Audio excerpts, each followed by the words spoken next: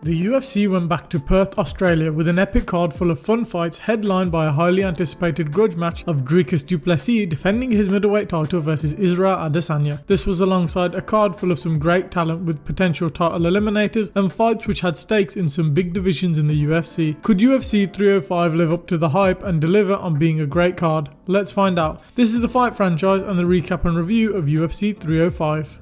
The early prelims started with Stuart Nicol taking on Jesus Aguilar, where in a quick fight both guys traded, where Nicol went for the takedown and had control, and after a crazy scramble, Aguilar would secure the guillotine choke to get the win, which was a huge win for Jesus Aguilar. Next up, Ricky Glenn took on Song Kenan, where they scrapped across all three rounds, where Song Kenan did the better across all three rounds, damaging and dominating, winning a good decision. Next up, Tom Nolan was up against Alex Reyes, where they had a scrap across the octagon, where Nolan did the better across the three rounds and would win the decision, even trying to get the finish with the Darce choke. That brought the end to the early prelims. The prelims started with Jack Jenkins taking on Herbert Burns, where Jenkins put on the pressure and slowly broke Burns across the first two rounds, until the third round a leg kick and a 1-2 dropped Burns, and Jenkins got on top to finish with ground and pounds. As Jenkins opted to let Burns back up, who couldn't continue, that brought the end to the fight and a great win for Jenkins. A women's flyweight bout where Casey O'Neill was taking on Luana Santos, where O'Neill won a relatively comfortable decision, being better than Santos across all three rounds in all aspects to win a decision.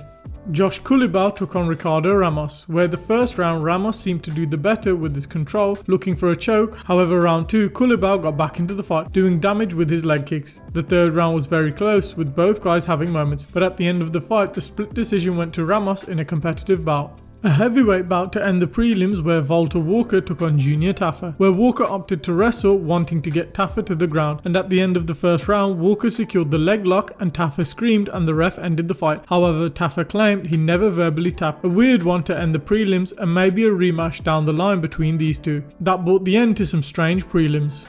The main card began with Li Jingliang taking on Carlos Prates in a bout where both men traded on the feet, where Prates did the much better across the first round, even wobbling Li Jingliang. The second round they came out trading again, with the leech backing up against the fence. Prates' left hand was money, landing consistently, and then a huge shot to put Li Jingliang out cold in an epic win and KO to start off the main card. Jairzinho Rozenstruik was taking on Tai Tuivasa, where they had a fun striking bout which grew as the fight went on. Rozenstruik would piece up Tuivasa, being elusive enough on the feet to counter Tuivasa and win the rounds. Tuivasa, however, did have some slight moments of success, but seemed a comfortable decision for Rozenstruik. That's why it was perplexing when one of the judges scored the fight for Tuivasa, but the right man won, which was Rozenstruik, a split decision. A lightweight bout was up next, where Dan Hooker was taking on top 5 lightweight Mateusz Gamrot. The two men had a great scrap where they traded on the feet until Gamrot took the fight to the ground, dominating Hooker on the ground. However, Hooker managed to get back on his feet and rock Gamrot at the end of round 1. Round 2, more crazy action, where Hooker's pressure would overwhelm Gamrot, who was fatiguing and struggling with the takedowns, where it seemed Hooker would steal round 2. The third round was back and forth with striking and grappling, and a difficult round to score. The fight went to the judges' scorecard, where Dan Hooker won the close decision to revitalize his career and shoot him back up the rankings. A great fight and fight of the night in what many thought Gamrot would turn into a snooze fest. The next fight, a huge fight at flyweight which had implications atop of the division, where Steve Erceg, fresh off his title loss, was facing Kai Kara France in his hometown. Erceg would be destroyed in the first round after some tentative back and forths. Kara France blitzed in with a huge 1-2, dropping Erceg, who was on wobbly legs, and then dropped him again and finished him in an epic win for Kai, who most likely will earn a title shot off the back of this win. Unlucky for Erceg, who will have to build himself back up in this division.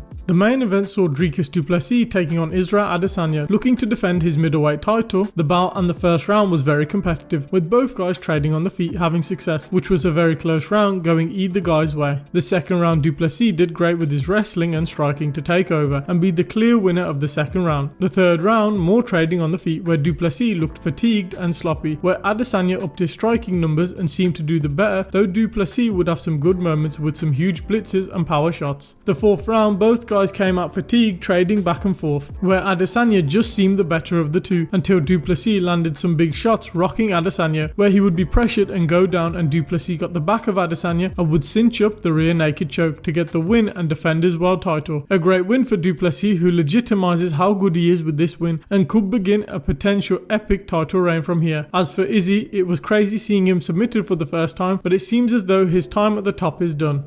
That brought the end to a fun night of fights. The prelims and early prelims had some cool finishes and moments, but the main card is where this card truly shined. Seeing Carlos Prates get that epic KO to start the card was amazing. Seeing the heavyweights put on a fun bout, then followed by that the fight of the night between Gamrot and Hooker, and seeing Kara France KO Erceg in a bit of an upset, and seeing history between Izzy and DDP in an epic bout at middleweight. All that crazy action is what brings this card's grade up. If we are grading this card, it gets a B. A very good card, and credit to the fans who were great all night, the UFC and the fighters to deliver on this epic pay-per-view, especially after a few lackluster cards we've had. Next up, we are off to the Sphere in what Dana is selling as a one-of-one event. Did you enjoy the video? Let us know down in the comments below. What did you think of UFC 305 and how would you grade it as a pay-per-view? Put that down in the comments below. Leave a like if you've enjoyed the video and subscribe for more MMA and fight content coming soon. We hope you enjoyed the video and we'll catch you in the next one.